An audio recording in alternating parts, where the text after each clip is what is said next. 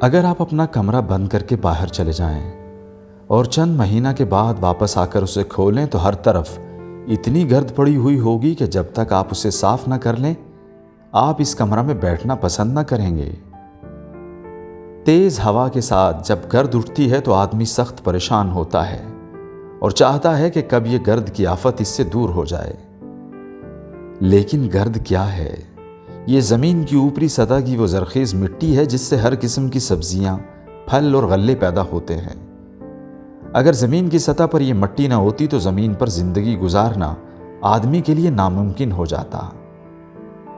پھر یہی گرد ہے جو فضا میں کثافت بن کر پھیل جاتی ہے، جس کی وجہ سے پانی کے بخارات بادل کی صورت اختیار کرتے ہیں اور بوند بوند کر کے زمین پر برستے ہیں۔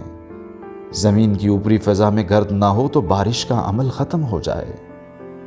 سورج نکلنے اور ڈوبنے کے وقت جو رنگین شفق آسمان کے کناروں پر دکھائی دیتی ہے وہ بھی فضا میں اسی گرد کی موجودگی کی وجہ سے ہے۔ گرد ہمارے لیے ایک مفید مادہ بھی ہے اور ہماری دنیا کو خوش منظر بنانے کا ذریعہ بھی۔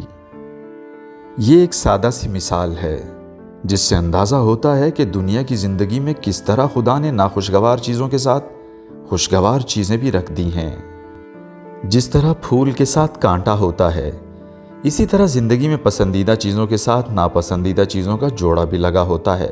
اب جب کہ خود قدرت نے پھول اور کانٹے کو ایک ساتھ پیدا کیا ہے تو ہمارے لیے اس کے سوا چارہ نہیں کہ ہم اس کے ساتھ نباہ کی صورت پیدا کریں۔ موجودہ دنیا میں اس کے سوا کچھ اور ہونا ممکن نہیں۔ دوسروں کی شکایت کرنا صرف اپنے وقت کا ضائع کرنا ہے۔